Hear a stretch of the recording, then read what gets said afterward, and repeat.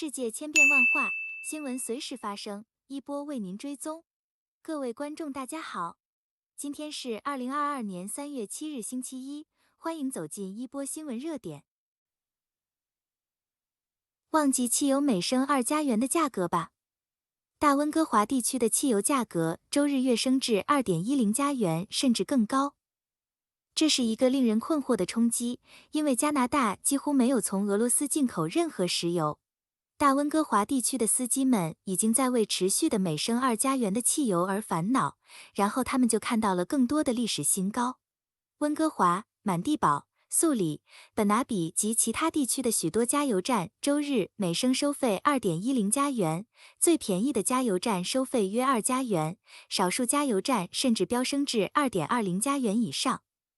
从未到达过的价格反映了俄罗斯入侵乌克兰带来的全球供应担忧，因为购买或运输石油的公司不愿触及俄罗斯的原油采购，担心它会受到制裁。尽管如此，鉴于加拿大几乎没有从俄罗斯进口任何石油，这是一个令人困惑的上涨冲击程度。BC 大部分沿海城市的汽油供应来自本拿比的一家炼油厂，以及埃德蒙顿通过 Trans Mountain 管道和华盛顿州的炼油厂，这些炼油厂基本上没有受到影响。专门研究国际贸易的哥伦比亚大学商业教授 Werner Antweiler 说，由于石油生产商在全球市场上销售其产品，因此当地的汽油和能源价格会受到全球事件的影响。那些通过从其他地方，通常是从阿尔伯塔省以较便宜的价格购买石油，并以更高的价格出售来获利的石油公司，考虑到运输成本、外汇汇率、通货膨胀和燃料标准等问题，已经开始将目光投向其他可能的供应。石油基准的价格，布伦特原油价格高于每桶112美元，西德克萨斯中质原油周日早些时候的交易价格约为116美元。随着春季和夏季繁忙的驾驶季节的到来，预计北美不断增长的需求将使石油成本居高不下。唯一可行的缓解方案是从沙特阿拉伯、阿拉伯联合酋长国或美国零售商增加额外的供应。另一个潜在的来源是伊朗，如果与其和计划有关的制裁被取消，更多的石油可能会进入市场。政府还增加了省级和联邦税，包括 BC 的碳税，预计今年4月每升天然气的成本将增加0.01加元。第一个碳税是每升汽油0.1加元。第二项碳税是一项燃料标准法规，每升汽油成本增加约0.17加元。到2030年，这两项综合碳税将使 BC 司机每升汽油的成本超过0.5加元。由于供应链短缺和税收增加，皇冠公司已诉诸于增加费用以支付其车队的燃料成本。BC Ferries 周二实施了1%的燃油附加费，因此成年乘客的票价增加了0.15加元，车辆增加了0.55加元的航行费用。预计油价还将把农业和林业产品增加的运输和交付成本转嫁给消费者。不可承受之重持续增加的碳税。你可能不需要政治资讯来告诉你，汽油现在非常昂贵，压倒性，难以置信。多伦多地区的汽油价格为每升1.75加元，已经明显高于之前的1.61加元记录。在温哥华，一些加油站现在公布的价格高于每升2加元。总而言之，这是自汽油动力运输工具引入加拿大以来油价首次达到的最高价格。1个世纪前，1升含铅的汽油会让通货膨胀达到90分加元。虽然当时将汽油供应到市场上成本要高得多，但较低的价格主要是由于没有任何主要的燃油税。昂贵的汽油价格原因是什么？对莫斯科的严厉制裁导致俄罗斯石油突然从世界市场上消失，引起全球竞标战，争夺剩余的石油供应。甚至在乌克兰入侵之前，由于石油饥渴的世界经济从 COVID 封锁中醒来，天然气价格就已经创下历史新高。与此同时，一个石油行业的许多业务被大流行所淹没，现在正缓慢地恢复其正常的时间。当然，还有一个始终存在的事实，即加拿大汽油被征收重税，通常由所有3级政府同时征税。在温哥华，每升汽油需缴纳每升37分加元的省级和联邦消费税，以及5%的消费税。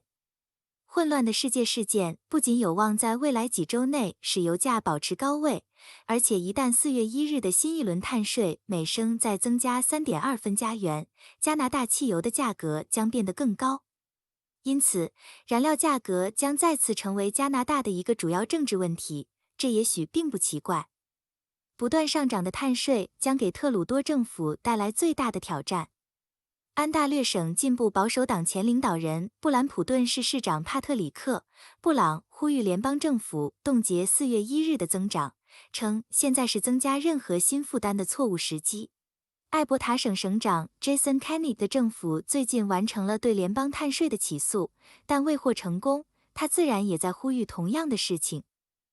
纽芬兰和拉布拉多省财政部长 Simon Cody 表示，他的政府愿意减税，以降低天然气成本。但他表示，在某种程度上受到联邦后备方案的束缚，如果各省将税收降得太低，该后备方案就会启动。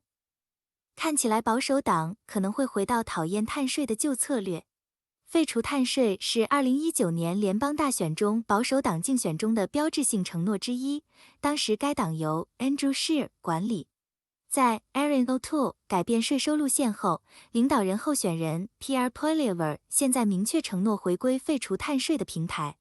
Poilievre 是迄今为止唯一宣布的党领导层候选人，他在周4的萨斯卡通竞选活动中做出了承诺。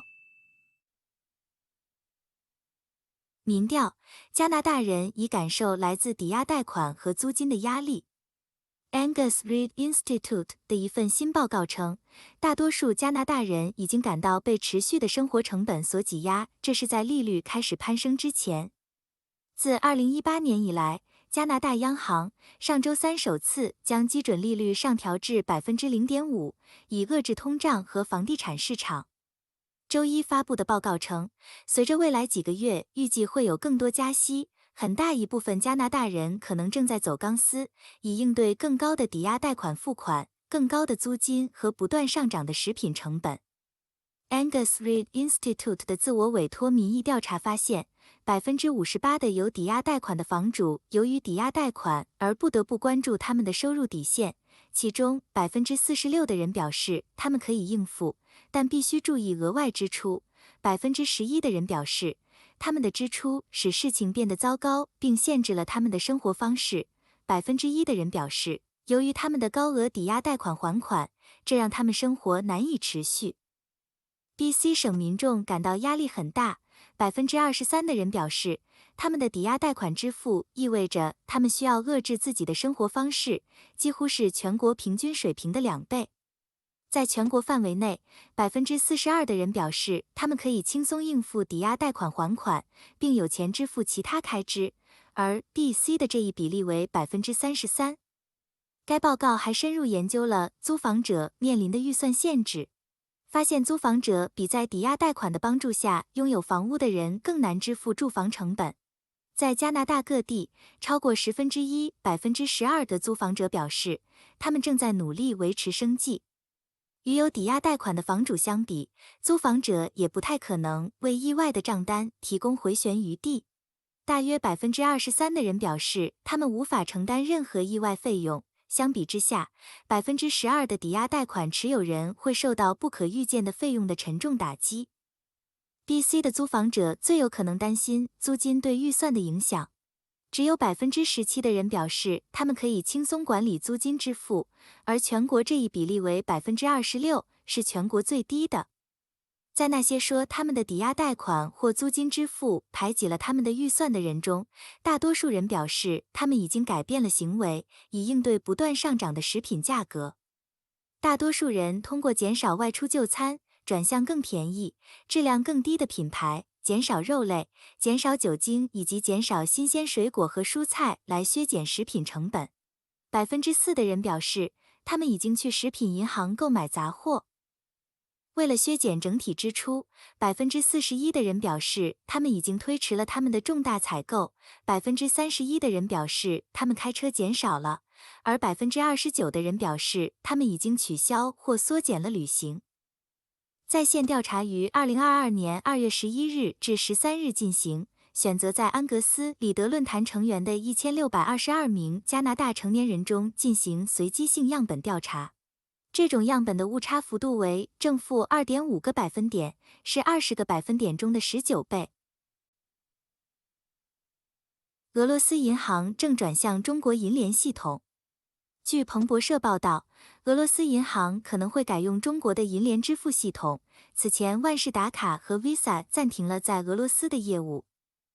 俄罗斯最大的银行俄罗斯联邦储蓄银行 Sberbank 宣布，它正在考虑使用银联系统与俄罗斯国内 Mir 支付系统一起发行卡。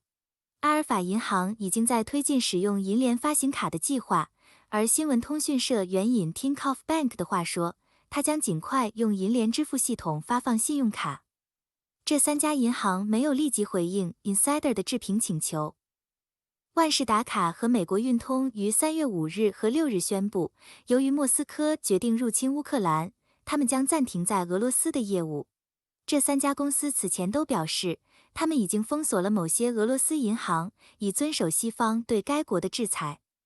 据路透社报道，俄罗斯央行3月6日表示，使用 Visa 和万事达卡系统的俄罗斯银行将从3月9日起不再在国外运行。然而，在俄罗斯，从该国境内发行的万事达卡和 Visa 卡将继续被接受，直到它们到期为止。各国政府已经实施了一揽子制裁措施，旨在阻碍俄罗斯经济，以应对莫斯科入侵乌克兰的命令。越来越多的海外公司也削减了在俄罗斯的业务，以应对冲突。然而，中国一直表示，制裁是一种永远不会奏效的惩罚。路透社此前报道称，俄罗斯企业正争先恐后地在莫斯科的中国银行开户，以寻求避免制裁的后果。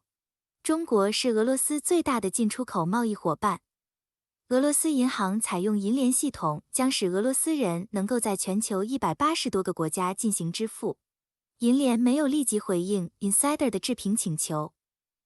俄罗斯央行表示，一些俄罗斯银行已经使用银联系统，但其他银行将通过使用中国的银联系统和俄罗斯 Mir 支付系统发行信用卡来实现这一转变。自从俄罗斯入侵乌克兰后实施制裁以来，卢布暴跌，证券交易所关闭，数十亿美元的资产被冻结，影响了各阶层的俄罗斯人。谢谢各位的收看，一波帮助海外华人及时追踪全球各地发生的新闻热点。如果对您有帮助，欢迎点赞、订阅和分享。下期不见不散哦。